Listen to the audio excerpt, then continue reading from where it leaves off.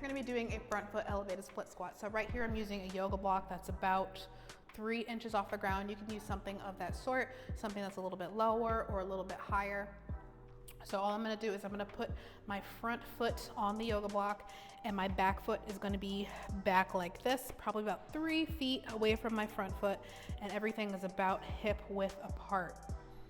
So back heel, it's going to be elevated off of the ground, so make sure that back heel is off of the ground. Everything is facing forward, so toes, knees, hips, all in alignment. Are going to be using weight. The weight is going to be on the same side of the foot that's going to be in front, and you're going to have this reach through this opposite side. This is going to allow your rib cage to come back so that you're able to stack your rib cage over your pelvis so that you're able to hang onto your core a little bit better. So we have this starting position. We have our foot contacts, base of our big toe, base of our little toe, and our heel. And I want you to hang on to this the entire time. And I'm gonna be looking about 7 feet ahead of me at the ground in front of me the entire time. So make sure you're not looking down too far or looking up too far as you're starting to perform this exercise. So full breath in, exhale, belly stays on, and we're going to lower downward into the lunge. So as you're lowering, you're keeping your toes, knees, hips on both sides relatively in alignment as you lower down. Exhale as you come out of it.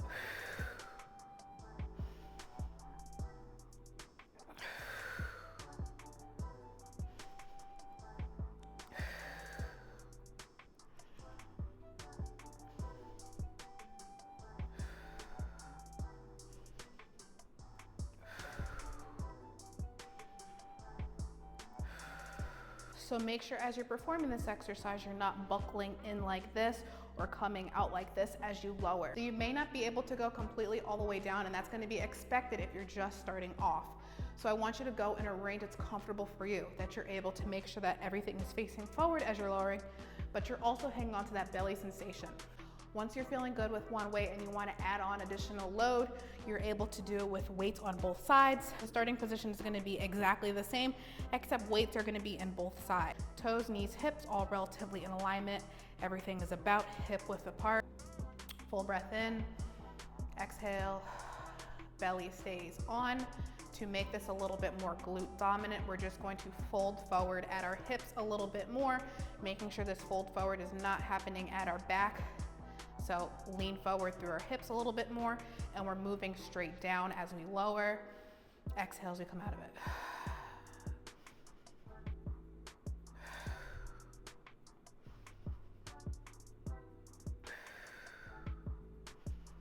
You're gonna feel your belly muscles as a stabilizer.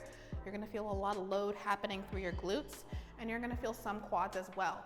If you're feeling this predominantly from your quads, I want you to check and make sure those belly muscles are on. You're able to maintain that stacked position, and then that shift forward is happening from you loading onto your hips a little bit more as opposed to kind of just bringing your spine forward. So if you are feeling your quads more, belly muscles on, make sure the shift is happening into your hips.